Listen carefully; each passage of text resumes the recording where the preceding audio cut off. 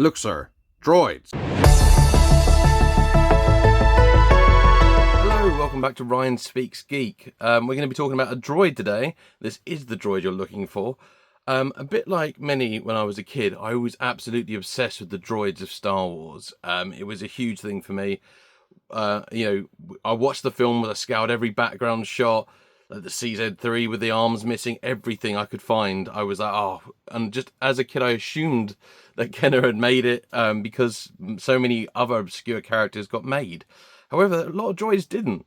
One of them is the LIN mining droid. So one of my favourite scenes when I was a kid was the sandcrawler inside it, and also like the sale of the droid scene, because we saw these wonderful crazy droids. So we got R2-D2, we got R5-D4, Death Star Droid, EV-99, 8D8, Power Droid. I think that's all off the top of my head. Trying to just reel them off in the back of my brain.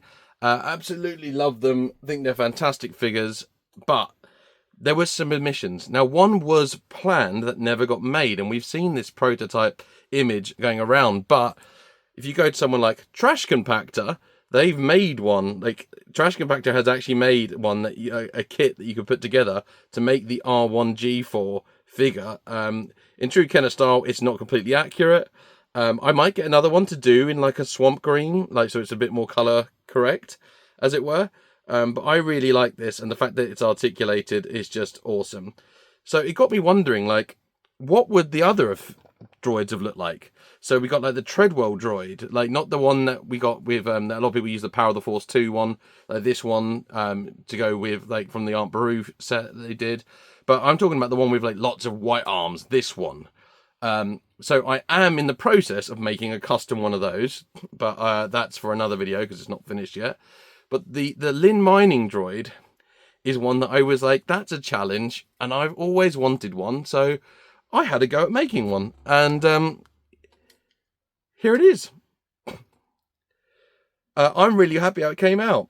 So before I go into a little bit about how I made it and show you some better shots of it, for a long time, the only version of the droid was from this Micro Machines box set, which I absolutely love. Some of them are missing, you can tell, because I've been using them for inspiration and referring to. But there it is, right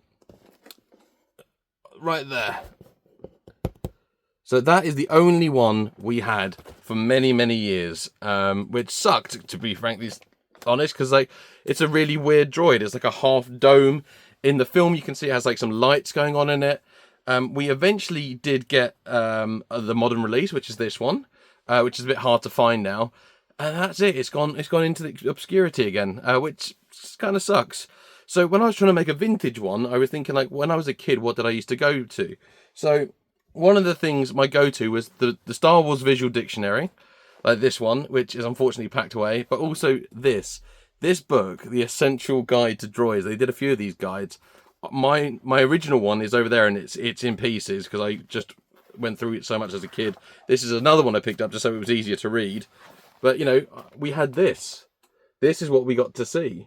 So you always had like the silhouette of C-3PO for scale and things like that. But that's basically what my reference material was looking in those books and seeing those images and trying to pause on the VCR and doing the scan, you know, it just goes like one frame across. So when I was trying to think about how to broach it from a Kenner perspective, I look at it as I can make models, but a bit like the R1G4, I want it to be able to move. I want it to be able to do something. Now, modern versions have the arm coming out, but we never saw that in the film. And I couldn't even see a slot for it to come out in the film, to be frank. And I really looked at all the images. So I decided to not go for the claw. But I wanted it to have some kind of functionality, like some kind of play element to it, as you do as a kid. Because, you know, in the Power Droid, we got, you know, clicky legs. C-3PO had, like, arms and then removable arms, but, you know, he was articulated. R2-D2 had the clicking head. I don't know why I'm doing that, just as if you didn't get what I meant by clicky head. So I went for to make mine have movable wheels, and also to have one bit of articulation, which we'll go into in a minute. So what I did was I got rather cheaply, sorry for the crinkly noise, it's a crinkly bag, these polystyrene balls from The Range, which is a shop like in the UK that we use. I cut one in half, And this is one of my first prototype ideas, so you can see. So I cut it in half and channeled out a bottom bit here because I wanted it to have treads, but the treads moving was a bit much.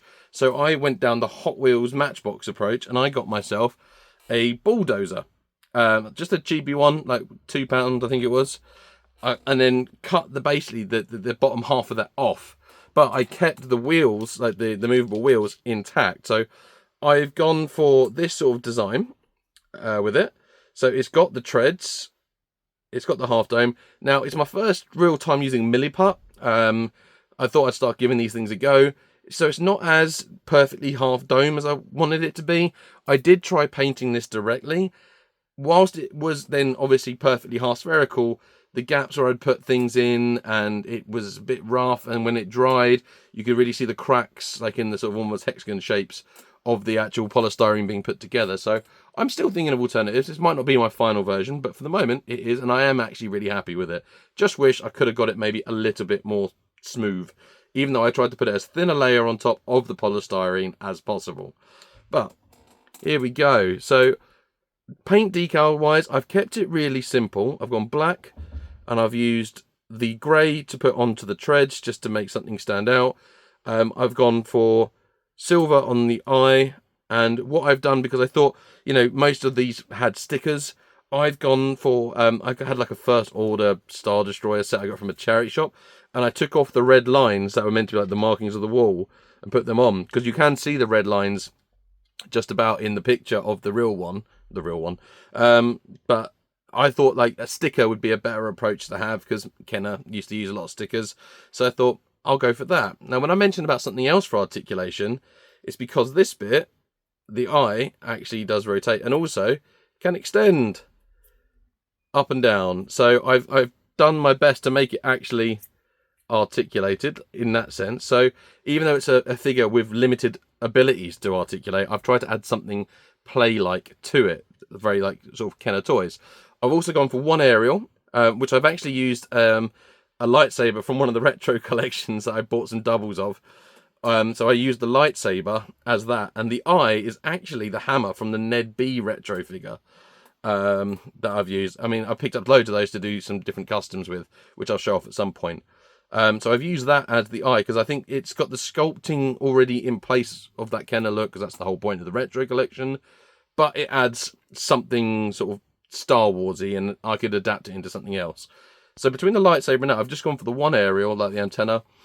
And I feel like that's a good enough size scale-wise. So if I get something that people might be more familiar with. So let's go with Hothan. So you can see scale-wise, I've tried to keep it what I think would be a good scale. It might not be accurate scale, but I think it's Kenner scale.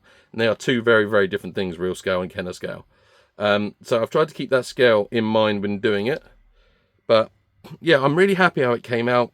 Yeah, so I am really happy how it came out. And that's one of my droids off my bucket list is now done. I'll add some pictures up here. I'm also going to put them onto my Instagram, which is very unimaginatively Ryan Speaks Geek. So please do look it up. But yeah, that's my droid. From that same Micro Machines pack, actually, this wonderful, beautiful box here, I discovered that actually that we've already had the perfect vintage Mouse Droid that I don't need to do anything with. And that's this one. I think this is absolutely perfect for a vintage line, and as you can see by these pictures, it scales really well already. It's got minimal paint details. Yes, it doesn't have any functions to it, but it's got 2 black lines across the top and it's got 4 black wheels. But other than that, the detailing's all there and it scales perfectly. So I've got like 3 of these by random coincidence, so I'm really happy. That goes in my Empire display. The next project, like I said, is the Treadwell Droid, this Treadwell Droid. I've gone a bit of an interesting route with it. I've taken an existing figure and then sort of deconstructed it and taken parts out of other things, and there might be some more Hot Wheels involved. Maybe, who knows? But it will be articulated and hopefully in that same kind of Kenner vein. So yeah, that's my little video for today. Let me know what you think. Is it a load of rubbish? Is it all right? Is it something that you have attempted yourself? I would just love to see it. And also, like, share your images. If you've got any questions for me, please let me know. If you've got any ideas, send them my way. I'm happy to talk about anything nerdy. I just like being part of this community. So, yeah, thank you very much for watching. And, yeah, I'll end with some more pictures. Bye!